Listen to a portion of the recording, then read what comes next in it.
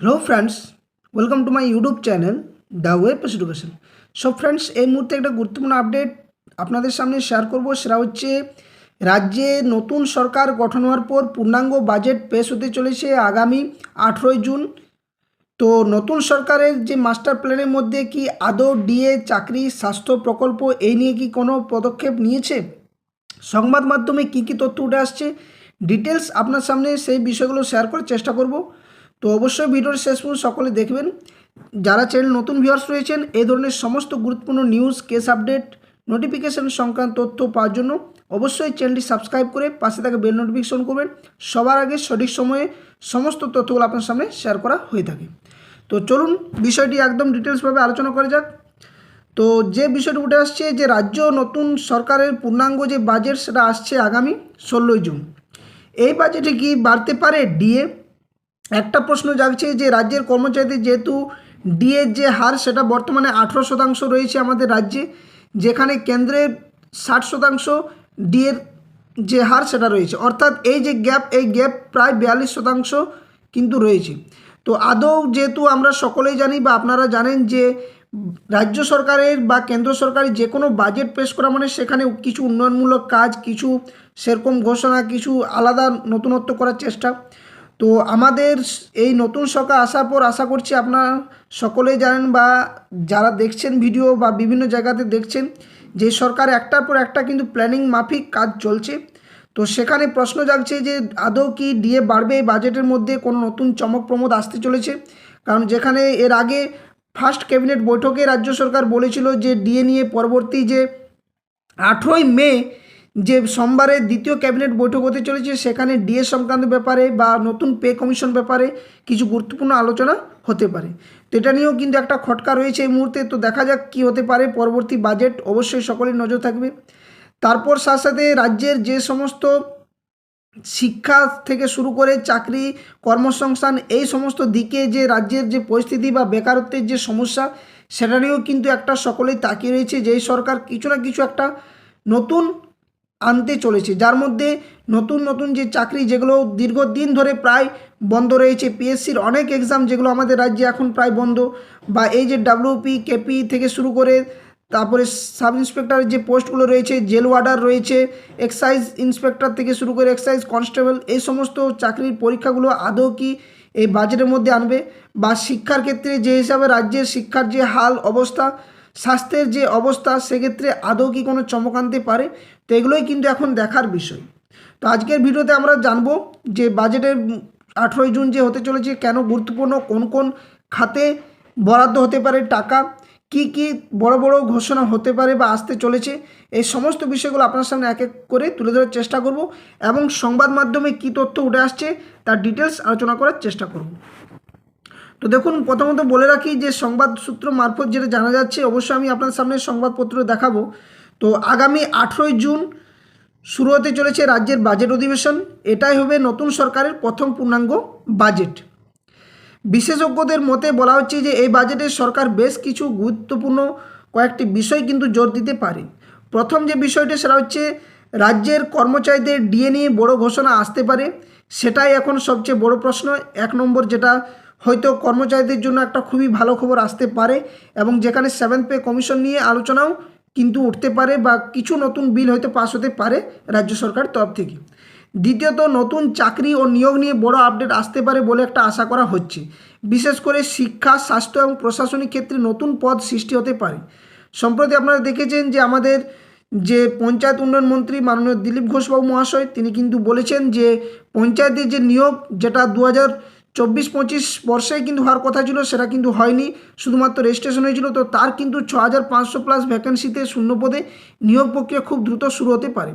সাথে সাথে প্রাথমিক শিক্ষা থেকে শুরু করে উচ্চ মাধ্যমিক, উচ্চ প্রাথমিক সমস্ত শিক্ষা ব্যবস্থায় যে রাজ্যের যে রাজ্যের শিক্ষা ব্যবস্থা যে ভেঙে পড়েছে, সেখানে উন্নত হতে পারে বা কিছুটা স্বস্তির খবর আসতে পারে, এবং সেখানে হাজার হাজার চাকরি প্রার্থী যারা ডিএলএড, বিএড করে করে বসে আছে পথে ঘাটে, গত সরকার সময় বারংবার এই প্রাথমিকের শূন্যপদ নিয়ে যখন যা হয় কলকাতার রাজপথে, তখনও কিন্তু বারংবার হেনস্থা হতে হয়, এবং যেখানে 50,000-এর মতো শূন্যপদ এর আগে সরকার ঘোষণা করার বা আমাদের যে রাজ্যের যে প্রাথমিক শিক্ষা পর্ষদের সভাপতি গৌতম পালবু মহাশয়, যিনি কিছুদিন আগে পদত্যাগ করলেন, উনিও কিন্তু বলেছিলেন যে 50,000 শূন্যপদের ব্যাপারে।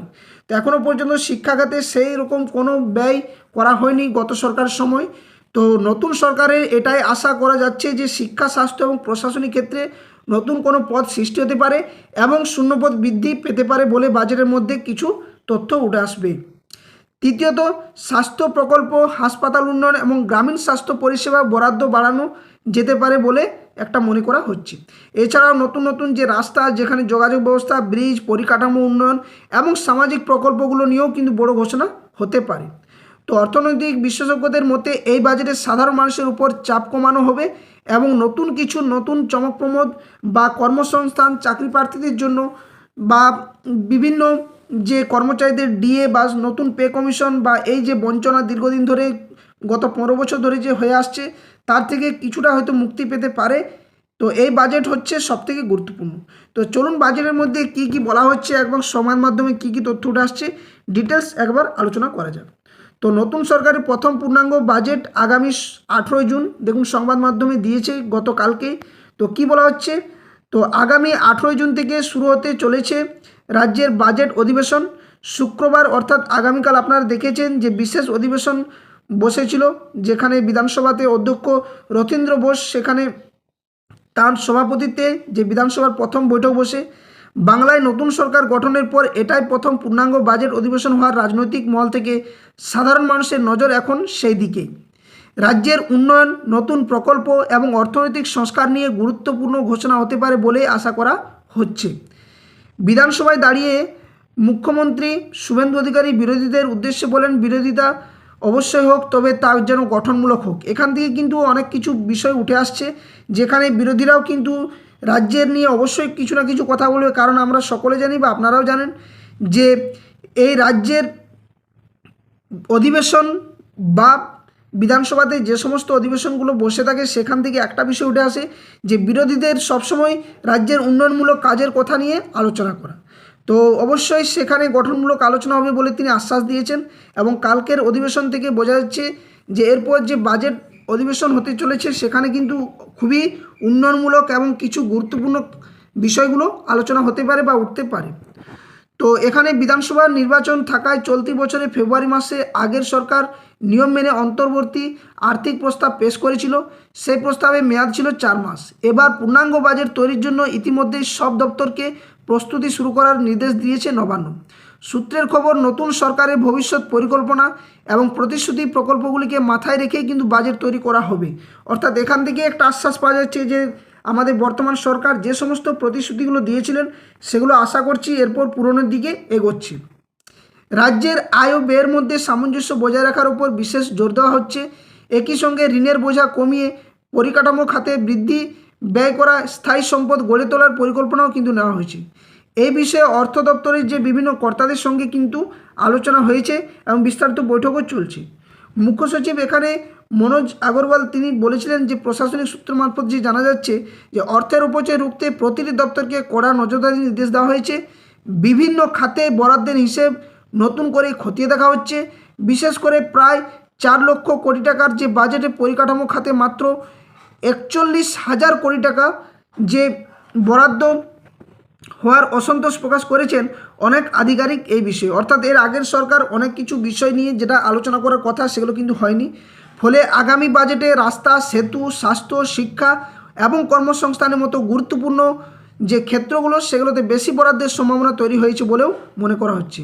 এখন দেখার বিষয় যে নতুন সরকারের প্রথম পূর্ণাঙ্গ বাজেটে কতটা স্বস্তি এনে দিতে পারে সাধারণ মানুষের জন্য, চাকরি প্রার্থীদের জন্য, রাজ্যের সরকারি কর্মচারীদের জন্য। তো সেটা কিন্তু বড় প্রশ্ন। তো আগামী 18 মে প্রথমত যে রাজ্যের দ্বিতীয় ক্যাবিনেট বৈঠক, সেখানে কিছু গুরুত্বপূর্ণ আলোচনা হবে এবং তার থেকেই কিন্তু একটা আভাস বা আশ্বাস পাওয়া যেতে পারে যে 18 জুন যে রাজ্যের প্রথম পূর্ণাঙ্গ যে বাজেট পেশ হবে, সেখানে সরকারি কর্মচারী থেকে শুরু করে যারা চাকরির প্রস্তুতি নিচ্ছে, অর্থাৎ কর্মসংস্থান, যুবতীদের জন্য কী ধরনের প্রকল্প বা প্রকল্পের সাথে সাথে কী কী কর্মসংস্থানের যে পদগুলো, সেগুলো কবে খোলা হবে, সেগুলো কিন্তু দেখা যাবে। তো যাই হোক, এই ছিল আপডেটের মধ্যে আপনার সামনে সম্পূর্ণ তথ্য। আশা করছি কিছু না কিছু ভালো হবে, কারণ পুরো যে বিষয়গুলো উঠে আসছে বা আমরা যেগুলো দেখতে পাচ্ছি তাতে করে মনে হচ্ছে যে রাজ্য সরকার কিছু না কিছু ভালো চাকরি, কর্মসংস্থান, শিক্ষা দীক্ষা বা স্বাস্থ্য, শিল্প এই সমস্ত দিকগুলো আশা করছি দেখবেন। সাথে সাথে রাজ্যের কর্মচারীদের ডিএ, নতুন পে কমিশন বা এই যে বকেয়া ডিএ এখনও পর্যন্ত বাকি রয়েছে, এগুলো নিয়েও কিছু আলোচনা হতে পারে আগামী ক্যাবিনেট বৈঠক তথা 18 জুন যে পূর্ণাঙ্গ বাজেট পেশ হতে চলেছে। তো এই ধরনের সমস্ত আপডেট আপনার সামনে যথাসময়ে শেয়ার করা হয়ে থাকে। যারা চ্যানেল নতুন ভিউয়ার্স রয়েছেন অবশ্যই বলবো চ্যানেলটি সাবস্ক্রাইব করে পাশে থাকা বেল নোটিফিকেশন করবেন এই ধরনের সমস্ত গুরুত্বপূর্ণ নিউজ, কেস আপডেট, নোটিফিকেশন সংক্রান্ত তথ্য পাওয়ার জন্য। আর ভিডিও ডেসক্রিপশন বক্সে দেওয়া অফিসিয়াল টেলিগ্রাম চ্যানেল লিঙ্ক রয়েছে, অফিসিয়াল ফেসবুক পেজের লিঙ্ক রয়েছে, সেখানে অবশ্যই আপনারা যুক্ত হয়ে যাবেন। ওখান থেকে যে কোনো ধরনের আপডেট তথ্য আপনার সামনে শেয়ার করা হয়ে থাকে। ধন্যবাদ, জয় হিন্দ।